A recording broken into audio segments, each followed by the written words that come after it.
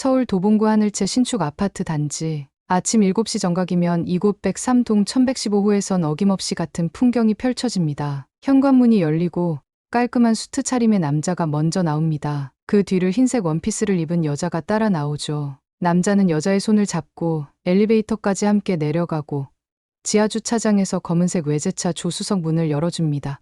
그리고 차에 오르기 전 여자의 이마에 가볍게 입을 맞추는 모습까지. 윤정 씨 남편 진짜 멋있더라. 매일 아침 배웅해주는 거 봤어. 저기 또 뽀뽀했네. 아파트 관리실 직원들은 그 모습을 보며 작은 소리로 수군거립니다. 윤정은 그 시선을 느끼면서도 환하게 웃어 보이죠. 그녀의 삶은 겉으로 보기엔 완벽했습니다. 30평대 신축 아파트에 사는 전업주부.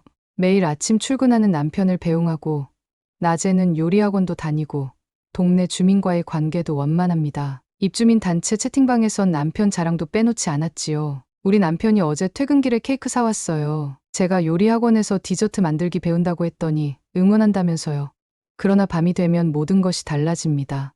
현관문이 닫히는 소리와 함께 윤정의 표정이 굳어지죠. 남편 서진우는 집에 들어서자마자 구두를 벗어 신발장에 정확히 일직선으로 맞춰 놓습니다. 그리고 거실 조명 스위치를 켜고 끄기를 3번 반복하고서야 안으로 들어옵니다. 오늘 수건 색깔이 왜 파란색이야? 어제는 하얀색이었잖아. 남편의 첫마디는 질문이 아니라 질책입니다. 윤정은 순간 몸이 굳었습니다. 어제와 다른 수건 색깔을 놓친 거죠. 그녀는 얼른 수건을 바꾸러 달려갑니다. 남편은 부엌으로 향해 냉장고, 물병이 정확히 가운데 놓여 있는지 확인하고 조금이라도 비뚤어져 있으면 바로잡습니다. 내일은 삼계탕에 놔. 그리고 양파는 5mm 이하로 잘게 썰어야 해. 어제는 너무 컸어. 윤정은 고개를 끄덕이며 메모합니다. 남편의 지시사항은 매일 바뀌지만 전날 지시를 잊으면 그날 저녁은 지옥이 됩니다. 남편은 식탁에 앉아 저녁을 먹으며 물잔, 수저, 그릇의 위치가 정확한지 다시 한번 확인하죠. 모든 게 완벽해야 그의 하루가 끝납니다. 결혼 3년째인 지금 윤정은 집에서 살아있는 가구나 다름없었습니다. 남편이 지정한 자리에서 벗어나면 안 되고 남편이 정한 방식대로만 움직여야 하죠. 아침에 웃으며 보내는 남편의 모습과 밤에 돌아온 남편의 얼굴은 마치 다른 사람 같았습니다. 그럼에도 윤정은 참았어요. 어쩌면 시간이 지나면 나아질 거라는 희망이 있었으니까요. 하지만 그 희망도 서서히 사라져갔습니다. 매일 밤 잠들기 전 윤정은 창문 밖을 바라보며 생각했죠. 이렇게 살아야 하나? 하고 말입니다. 결혼 3년이 무색하게 윤정의 하루는 초등학생 시간표보다 더 촘촘했습니다. 아침 6시 30분 기상, 6시 45분 아침 식사 준비, 7시 정각 남편 배웅, 그 이후로도 세탁기 돌리는 시간, 청소하는 순서, 심지어 화장실 가는 시간까지 정해져 있었죠.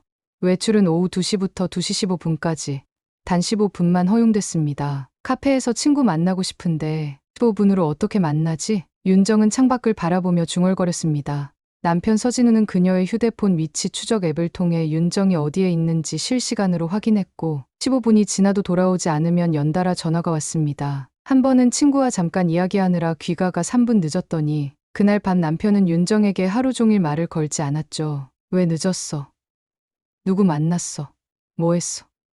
증거 보여줘. 늦은 날이면 쏟아지는 질문들. 윤정은 항상 휴대폰 사진으로 증거를 남겨야 했습니다.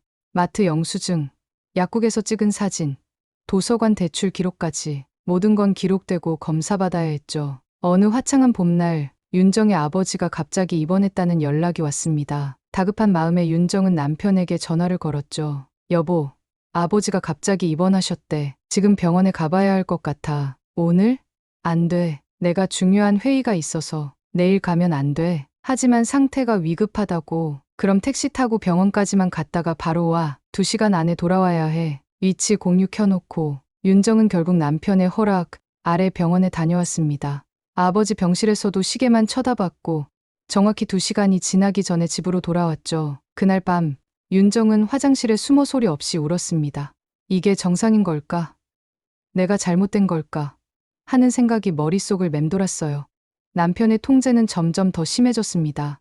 윤정이 입는 옷의 색상, 화장 정도, 심지어 물 마시는 횟수까지 체크했죠. 하루는 윤정이 새 치마를 사입고 나타났더니 남편은 얼굴을 붉히며 소리쳤습니다. 이런 치마는 누구한테 보여주려고 입은 거야? 당장 벗어. 남편은 윤정의 옷장을 뒤져 마음에 들지 않는 옷들을 모두 쓰레기통에 버렸습니다. 그리고 이건 내가 자초한 거야 라며 윤정을 탓했죠. 윤정은 자신이 잘못한 건가 생각하며 사과했습니다. 시간이 지날수록 윤정의 자존감은 바닥으로 떨어졌고 작은 실수에도 극도로 불안해했죠. 어느 날 윤정은 남편의 노트북을 빌려 쓰다가 우연히 그의 이메일을 보게 되었습니다. 그리고 충격적인 사실을 알게 되죠. 남편은 3일 후에 출장을 가게 되어 있었습니다. 보통이라면 남편이 직접 알려줬겠지만 이번엔 달랐습니다. 그 이메일엔 아내에게 말하지 말 것, 나중에 깜짝 선물로 기념품 사가기라는 메모가 있었죠. 윤정은 순간 머릿속이 하얘졌습니다. 남편 없이 집에 혼자 있을 수 있는 기회, 그것도 3일이나. 평소 같았으면 남편이 철저히 감시 계획을 세워뒀겠지만 이번엔 그런 기색이 없었죠. 윤정은 심장이 빠르게 뛰는 것을 느꼈습니다. 그리고 잠시 미친 생각이 스쳐 지나갔습니다. 도망치면 어떨까? 그 순간 윤정의 눈에 결단력이 번쩍였습니다. 모든 것이 물 흐르듯 명확해졌죠. 3년간의 감옥 같은 생활, 매일 밤 느끼는 공포, 자신을 잃어가는 느낌, 이대로는 살 수 없다는 것을. 윤정은 조용히 노트북을 덮고 깊게 숨을 들이마셨습니다. 이 남자에게서 벗어나는 방법은 죽는 것뿐이야. 윤정의 계획은 철저했습니다. 남편이 출장 가기 3일 전부터 치밀하게 준비를 시작했죠. 매일 아침 남편을 배웅하고 나면 정확히 15분의 외출 시간을 활용해 조금씩 필요한 것들을 준비했습니다. 첫날에는 인근 은행에서 비상금을 인출했고, 둘째 날에는 미리 알아본 개명 신청서를 준비했죠. 셋째 날에는 작은 가방에 꼭 필요한 물건들만 챙겼습니다. 이틀만 시간을 벌면 돼. 이틀만. 윤정은 자신에게 용기를 북돋우며 속삭였습니다. 가장 중요한 것은 남편의 의심을 사지 않는 것이었죠. 평소와 똑같이 행동해야 했습니다. 아침마다 웃으며 배웅하고 저녁마다 정해진 메뉴로 식사를 준비하고 밤에는 남편이 원하는 대로 모든 것을 정리해 놓았죠. 출장 당일 남편은 평소보다 일찍 출근했습니다. 이번에 중요한 프로젝트라 좀 일찍 나가볼게. 내일 저녁에 돌아올 테니까 걱정하지 마. 그리고 항상처럼 위치 공유는 켜놓고 윤정은 평소와 같이 환하게 웃으며 남편을 배웅했습니다. 현관문이 닫히고 나서도 10분간 그대로 서 있었죠. 남편이 다시 돌아올지도 모른다는 불안감 때문이었습니다. 그리고 남편의 차가 아파트를 빠져나가는 것을 확인한 뒤에야 본격적인 계획을 실행에 옮겼습니다. 윤정이 가장 먼저 한 일은 남편의 블랙박스를 조작하는 것이었습니다. 출장 전날 밤 남편이 잠든 사이 몰래 차에 가서 블랙박스 날짜 설정을 바꿔놓았죠.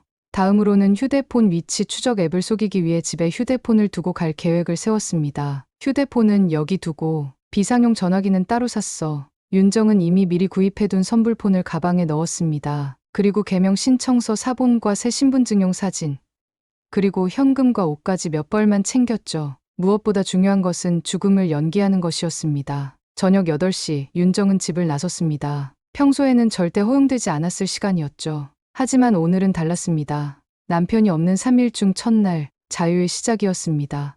윤정은 미리 준비해둔 구명조끼를 입고 한강으로 향했습니다. 그곳에서 그녀는 강변에 자신의 신발과 가방, 그리고 짧게 쓴 유서를 남겨두었죠. 용서해요. 더 이상 견딜 수 없어서. 유서에는 이렇게 적혀 있었습니다. 윤정은 자신의 휴대폰도 그 자리에 남겨두었습니다. 그리고 미리 준비해둔 다른 옷으로 갈아입고 구명조끼를 벗어 가방에 넣었죠. 이제 그녀는 공식적으로 실종된 사람이 되었습니다. 버스터미널에서 윤정은 강원도 철원행 막차를 탔습니다. 손은 떨렸지만 마음은 이상하게 평온했죠. 3시간이 넘는 버스 여정 동안 윤정은 창밖을 바라보며 이제 막 시작된 자신의 새 삶에 대해 생각했습니다. 이젠 정윤이야. 윤정이 아니라 정윤. 그녀는 개명 신청서에 적어놓은 새 이름을 되뇌었습니다. 철원에 도착한 것은 자정이 넘어서였습니다. 미리 연락해둔 폐교 근처 허름한 단독주택의 주인 아주머니가 그녀를 기다리고 있었죠. 서울에서 왔다고? 아이고, 이 밤중에 고생이네. 방은 준비해놨으니 들어가서 쉬어요. 정윤 전 윤정은 그렇게 새 삶을 시작했습니다. 이틀 후 서울에서는 한강 투신 추정 여성 실종 사건이 뉴스에 보도되었죠. 남편 서진우는 경찰에 실종 신고를 했고 유서와 강변에 남겨진 소지품으로 인해 자살로 추정된다는 1차 수사 결과가 나왔습니다. 그러나 시신은 발견되지 않았고 남편은 연일 수색을 요청했습니다. 특히 아내가 최근 로또 2등에 당첨되었다는 사실을 강조하며 누군가 그 돈을 노리고 납치했을 가능성을 제기했죠. 하지만 그것은 윤정이 만들어낸 가짜 정보였습니다. 남편이 포기하지 않고 계속 찾아다닐 것을 예상하고 준비한 미끼였죠. 강원도 철원에서 정윤은 조용히 그러나 새로운 열정으로 삶을 꾸려나갔습니다. 미술관 안내직으로 일하며 하루하루를 보냈죠. 그리고 그곳에서 그녀는 동네 청년 진우를 만났습니다. 혹시 서울에서 오셨어요? 말투가 서울 같아서요. 진우의 순수한 질문에 정유는 살짝 긴장했지만 곧 미소를 지으며 대답했습니다. 네. 오래전에 잠깐 살았었어요. 기억력이 좋으시네요. 그날부터 진우와 정유는 종종 만나 이야기를 나누게 되었습니다. 정윤에게 그것은 3년 만에 찾아온 정상적인 인간관계였죠. 철원에서의 새 생활은 낯설지만 평화로웠습니다. 정윤은 매일 아침 5시에 일어나 조용히 산책을 했고 8시부터 오후 5시까지 미술관에서 근무했죠. 처음엔 손님이 묻는 질문에 대답하는 것조차 긴장되었습니다. 3년간 남편 외에는 거의 대화할 기회가 없었으니까요. 저기, 이 작품의 작가가 누구인가요? 아, 네. 이 작품은 지역 작가 김도연의 고요한 아침이라는 작품입니다. 철원의 아침 풍경을 담았죠. 미술관에서 만난 진우는 근처 폐교를 리모델링의 공방을 운영하는 청년이었습니다. 그는 가끔 미술관에 들러 정윤과 이야기를 나누곤 했죠. 진우의 솔직하고 따뜻한 성격은 정윤에게 위안이 되었습니다. 정윤 씨는 왜 이런 시골에 오게 된 거예요? 보통 서울 사람들은 이쪽으로 안 오는데. 이런 질문을 받을 때마다 정윤은 준비해둔 대답을 했습니다. 부모님이 일찍 돌아가셔서 도시 생활이 맞지 않아 조용한 곳을 찾다가 여기로 오게 됐어요. 진우는 더 이상 캐묻지 않고 고개를 끄덕였습니다. 그런 배려가 정윤은 고마웠죠. 시간이 지날수록 둘의 관계는 깊어졌고 정윤은 오랜만에 마음의 평화를 느꼈습니다. 가끔 악몽에서 깨어나 남편이 자신을 찾아올까 두려워 떨기도 했지만 낮에는 그런 공포를 잊을 수 있었죠. 그러던 어느 날 정윤은 미술관 사무실에서 동료의 휴대폰으로 우연히 인터넷 뉴스를 보게 되었습니다. 그리고 그녀의 심장은 얼어붙었죠. 도봉구 실종 여성 수색 난항, 남편 끝까지 찾겠다 호소. 기사에는 남편 서진우가 아내를 찾기 위해 사비를 들여 현상금까지 걸었다는 내용이 담겨 있었습니다. 하지만 더 충격적인 것은 도봉구 맘카페에 그녀의 사진이 올라와 있다는 사실이었죠. 혹시 이 사람 보신 분 있나요? 우리 동네 주민인데 로또 당첨 후 실종되었다고 해요. 게시글에는 윤정의 사진과 함께 마지막으로 목격된 장소와 시간이 상세히 적혀 있었습니다. 정유는 온몸이 떨렸습니다. 자신이 택한 죽음이 아직 끝나지 않았다는 사실을 깨달았죠. 그날 저녁, 정유는 급히 짐을 싸기 시작했습니다. 이곳도 더 이상 안전하지 않다고 판단했죠. 남편은 지금쯤 병원 출입 기록부터 주변 마트 CCTV까지 모든 것을 뒤지고 있을 거라고 생각했습니다. 게다가 소셜미디어의 사진이 퍼지면 누군가 그녀를 알아볼 가능성도 있었죠. 문득 누군가 현관문을 두드리는 소리가 들렸습니다. 정윤은 숨을 멈추고 조용히 방 안에 숨었죠. 노크 소리가 계속되었습니다. 정윤 씨, 집에 계세요? 저 진우예요. 진우의 목소리에 정윤은 안도의 한숨을 내쉬었습니다. 조심스럽게 현관문을 열자 진우가 종이봉투를 들고 서 있었죠. 오늘 공방에서 만든 도자기인데 정윤 씨한테 보여주고 싶어서요. 정윤은 어색하게 웃으며 진우를 안으로 들였습니다. 하지만 그의 눈에 방 안에 짐 가방이 보였죠. 어디 가시려고요? 아, 그게 말을 더듬는 정윤을 보며 진우는 걱정스러운 표정을 지었습니다. 그리고 갑자기 정윤의 눈에서 눈물이 흘러내렸죠. 3년간 억눌렀던 모든 감정과 최근의 공포가 한꺼번에 터져 나왔습니다. 괜찮으세요? 무슨 일 있으세요? 진우의 진심 어린 물음에 정윤은 더 이상 버틸 수 없었습니다. 그녀는 모든 것을 고백하기로 했죠. 남편의 통제와 학대, 가짜 죽음을 연출한 탈출, 그리고 지금의 두려움까지. 사실 제 이름은 정윤이 아니에요. 윤정이라고 해요. 진우는 말없이 정윤의 이야기를 들었습니다. 그리고 그녀가 이야기를 마치자 조용히 말했죠. 도와드릴게요. 제가 아는 안전한 곳이 있어요. 정윤은 처음으로 누군가에게 자신의 진실을 털어놓은 후 어떤 판단도 받지 않고 도움의 손길을 받는 경험을 했습니다. 그것은 그녀에게 작은 희망의 빛이었죠. 그날 밤 정윤과 진우는 폐교 공방으로 향했습니다. 그곳은 진우의 삶의 터전이자 이제는 정윤의 새로운 피난처가 되었죠. 폐교 건물 뒤쪽에는 작은 별채가 있었고 진우는 그곳을 정윤에게 내어주었습니다. 여기라면 당분간 안전할 거예요. 걱정 마세요. 처음으로 누군가의 진심 어린 보호를 받게 된 정윤은 그날 밤 오랜만에 편안한 잠을 잤습니다. 하지만 그녀의 마음 한구석에는 여전히 불안이 자리 잡고 있었죠. 남편이 여기까지 찾아올지도 모른다는 두려움 말입니다. 폐교 별채에서의 생활은 의외로 평화로웠습니다. 날이 밝으면 정윤은 진우와 함께 아침을 만들고 낮에는 공방 일을 도왔죠. 햇빛이 들어오는 창가에서 도자기 물레를 돌리는 일은 생각보다 즐거웠습니다. 손에 묻은 진흙이 그녀의 과거를 씻어내는 듯했죠. 이렇게 하면 돼요? 네, 좋아요. 감각이 있네요. 정윤 씨? 진우는 늘 그녀를 정윤 씨라고 불렀습니다. 그녀의 선택을 존중하는 방식이었죠. 정윤은 그런 배려가 고마웠습니다. 가끔은 진우에게 모든 진실을 말했다는 게 두려웠지만 누군가에게 의지할 수 있다는 사실만으로도 큰 위안이 됐습니다. 어느 날 아침 진우가 급하게 공방으로 뛰어들어왔습니다. 마을에 낯선 남자가 돌아다니고 있어요. 당신 사진 보여주면서 사람들에게 물어보고 다녀요.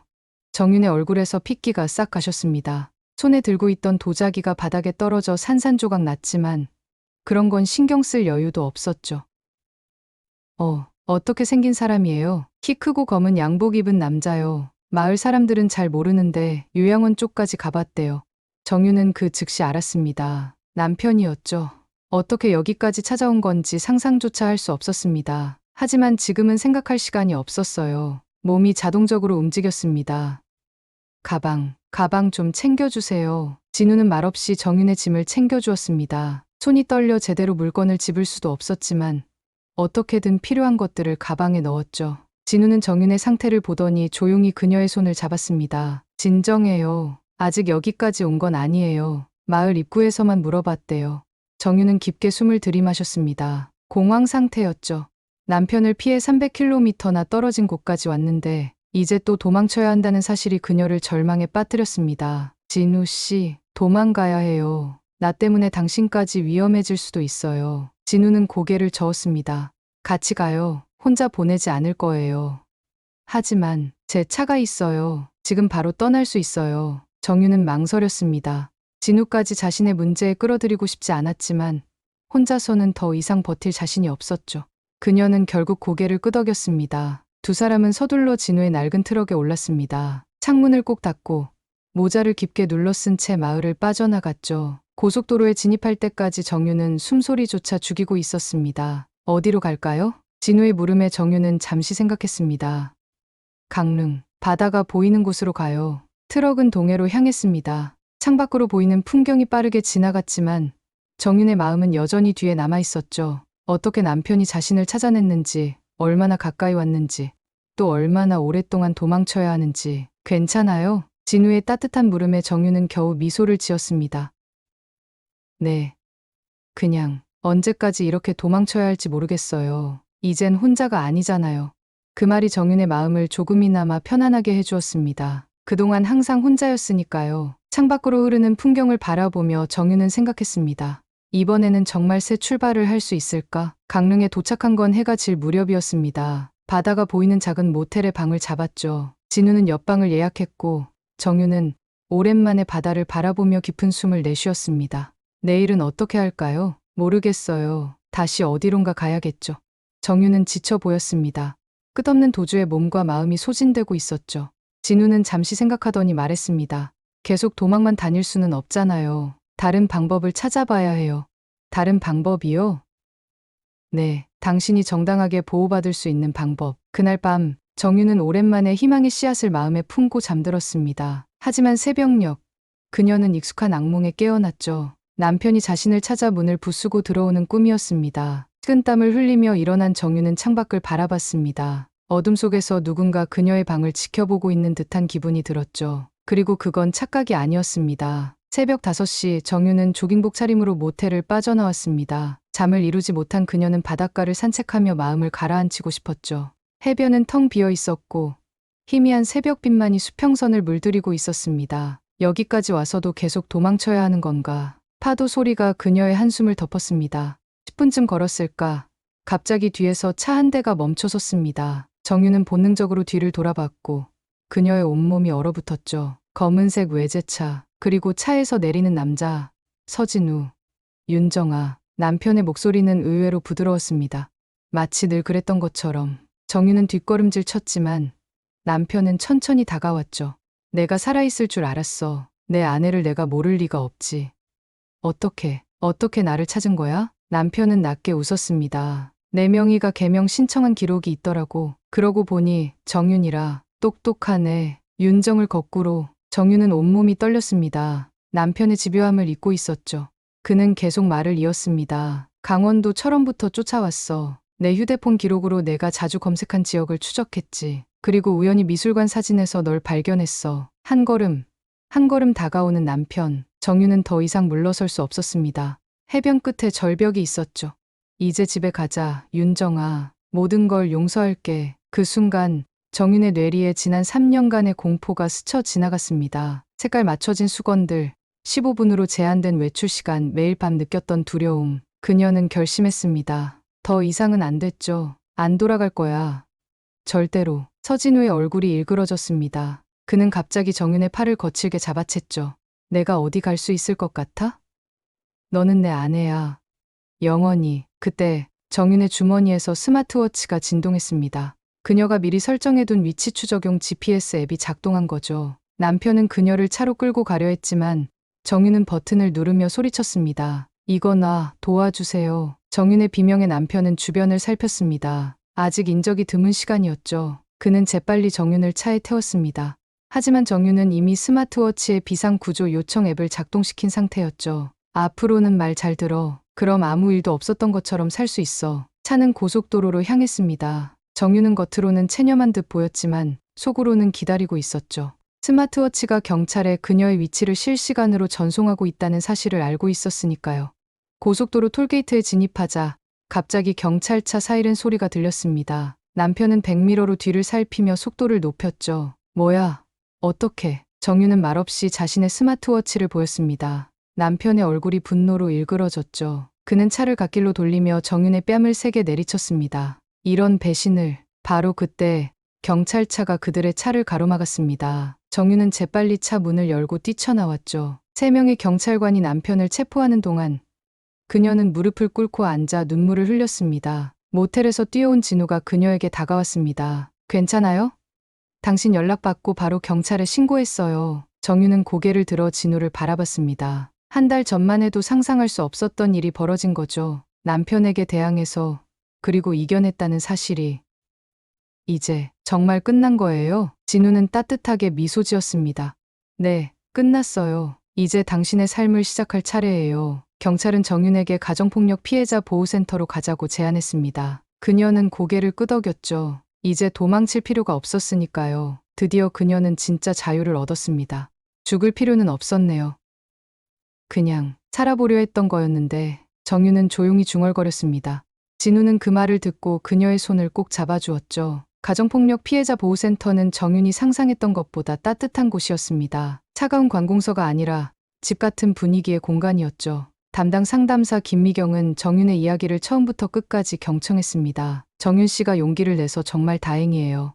많은 분들이 이런 결정을 내리기 무척 어려워하거든요. 정윤은 고개를 끄덕였습니다. 자신과 비슷한 경험을 한 여성들의 이야기를 들으며 자신이 얼마나 고립되어 있었는지 깨달았죠. 남편은 구속되었고 가정폭력과 감금, 강요 등의 혐의로 조사를 받고 있었습니다. 정윤은 진술을 위해 서울로 올라가야 했죠. 함께 가줄까요? 진우의 제안에 정윤은 잠시 망설였습니다. 지난 한 달간 진우는 그녀에게 든든한 지원군이 되어주었지만 이제는 스스로 서야 할 때라고 생각했죠. 고마워요. 하지만 이건 제가 혼자 해결해야 할 문제인 것 같아요. 진우는 이해한다는 듯 미소 지었습니다. 그는 지갑에서 명함 한 장을 꺼내 정윤에게 건넸죠. 제 연락처예요. 언제든 연락해도 돼요. 기다릴게요. 정윤은 명함을 받아들며 미소 지었습니다. 그것은 약속이자 가능성이었죠. 서울경찰서에서 정윤은 담당 형사에게 모든 것을 털어놓았습니다. 남편의 통제적 행동, 심리적 학대, 그리고 그녀가 왜 죽음을 선택할 수밖에 없었는지까지. 형사는 그녀의 진술을 꼼꼼히 기록했습니다. 증거가 필요합니다. 혹시 보관하고 계신 것이 있나요? 정윤은 고개를 끄덕였습니다. 그녀는 도망치기 전부터 차곡차곡 준비해둔 것이 있었죠. 남편의 통제적 행동을 기록한 일기장, 외출 시간을 체크하던 메모, 그리고 무엇보다 중요한 거 그녀가 몰래 설치해둔 녹음기에 담긴 남편의 폭언들. 여기 있어요. USB를 건네며 정윤은 처음으로 자신이 얼마나 강해졌는지 느꼈습니다. 이제 그녀는 피해자일 뿐만 아니라 생존자였죠. 법정에서 남편을 다시 마주하는 일은 두려웠지만 정윤은 떨리는 목소리로 증언을 마쳤습니다. 재판 과정은 길었지만 결국 서진우는 유죄 판결을 받았고 법원은 접근금지 명령을 내렸습니다. 이제 진짜 자유인이 되었네요. 상담사 김미경이 정윤의 어깨를 토닥이며 말했습니다. 정윤은 미소 지었지만 마음 한구석에는 여전히 불안이 자리 잡고 있었죠. 이대로 모든 게 끝날까? 결국 정윤은 자신의 이름을 공식적으로 정윤으로 개명했습니다. 과거의 윤정은 강물에 흘려보내듯 보냈죠. 개명 신청이 받아들여진 날, 정윤은 오랜만에 진우에게 연락했습니다. 저, 잘 지내세요? 네. 정윤 씨는 어떠세요?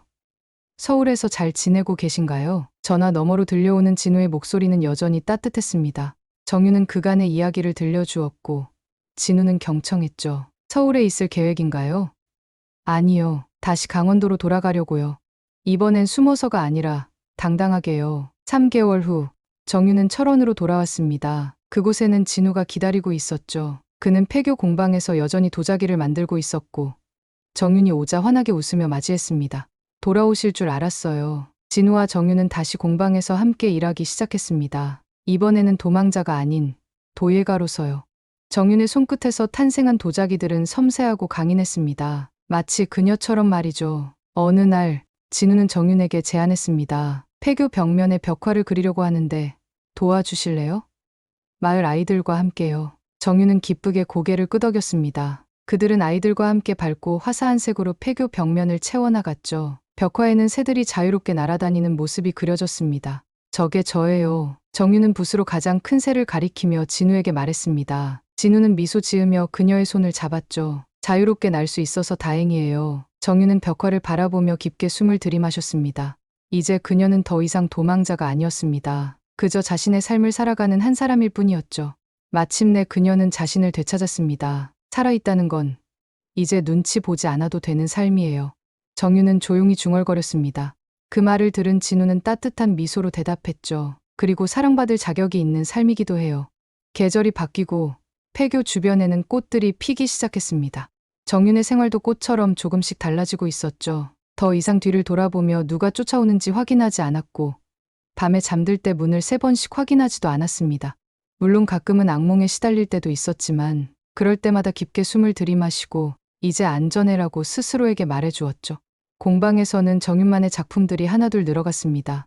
처음에는 단순한 그릇이었지만 점차 자신만의 스타일을 찾아가기 시작했죠. 그녀가 만든 3장 시리즈는 방문객들의 눈길을 사로잡았습니다. 이 작품은 무슨 의미인가요? 한 방문객이 물었습니다. 3장 안에 작은 문이 열려 있고 새들이 날아오르는 모습을 형상화한 도자기 작품이었죠. 자유에 관한 작품입니다. 모든 사람은 자신만의 3장을 갖고 있어요. 중요한 건 그 문을 열 용기죠. 정윤은 자신의 이야기를 직접적으로 말하지는 않았지만 작품을 통해 자신의 경험을 조금씩 나누기 시작했습니다.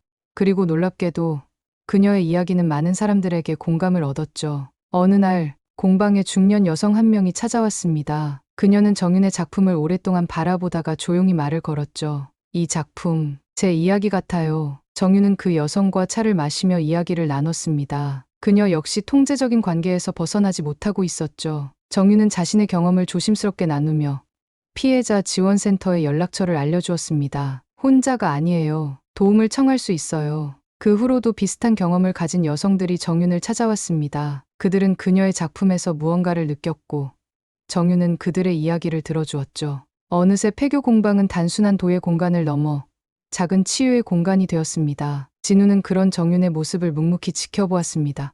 그들의 관계도 천천히 자연스럽게 깊어져 갔죠. 서두르지 않고 각자의 속도를 존중하며요. 어느 날 밤 정윤은 자신의 블로그에 글을 썼습니다. 사람들은 묻습니다. 왜 죽는 척 했냐고. 하지만 저는 죽는 게 아니라 살아보려 했던 겁니다. 누군가의 소유물이 아닌 한 사람으로서 살아보려 했던 거죠. 때로는 모든 것을 버려야만 자신을 찾을 수 있습니다. 완전히 새로 시작하는 용기, 그것이 제게는 유일한 탈출구였습니다. 그 글은 많은 사람들에게 공유되었고 정윤에게는 다양한 메시지가 도착했습니다. 응원의 말, 비슷한 경험을 나누는 글, 때로는 비판적인 의견도 있었죠. 하지만 정윤은 더 이상 타인의 시선에 흔들리지 않았습니다. 제 선택이 모두에게 옳은 건 아니에요. 하지만 그때 제게는 유일한 길이었어요. 진우는 정윤의 성장을 지켜보며 말했습니다. 당신이 자신의 이야기로 다른 사람들을 도울 수 있다는 게 정말 대단해요. 정윤은 미소 지었습니다. 그녀의 상처가 누군가에게 빛이 될 수 있다는 사실이 기뻤죠. 1년이 지난 어느 봄날, 정윤은 법원에서 온 통지서를 받았습니다. 서진우의 출소 일정을 알리는 내용이었죠. 그녀의 손이 떨렸지만 이번에는 두려움이 아니었습니다.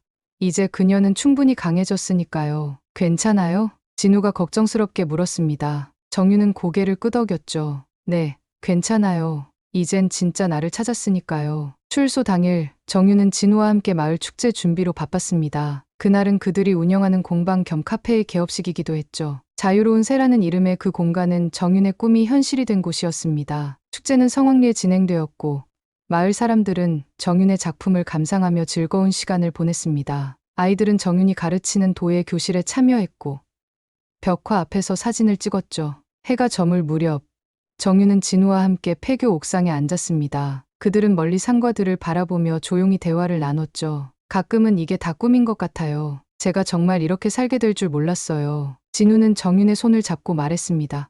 당신이 스스로 만들어낸 삶이에요. 아무도 선물로 준 게 아니죠. 정윤은 고개를 끄덕였습니다. 맞습니다. 이건 그녀가 스스로 쟁취한 삶이었죠. 목숨을 걸고 모든 것을 버리고 새로 시작한 삶.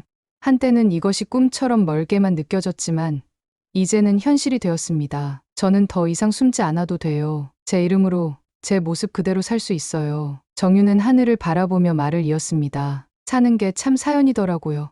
하지만 그 사연 속에서도 우리는 계속 나아가야 해요. 진우는 정윤의 말에 고개를 끄덕였습니다. 그리고 그들은 함께 일몰을 바라보았죠. 어둠이 내려앉아도 그들 앞에는 새로운 아침이 기다리고 있었습니다. 정윤의 이야기는 끝이 아닌 새로운 시작이었습니다.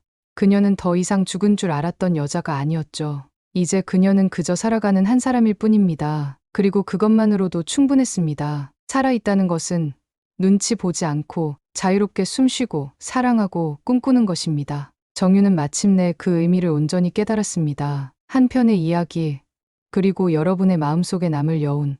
사는 게 사연이더라. 다음 이야기로 돌아오겠습니다.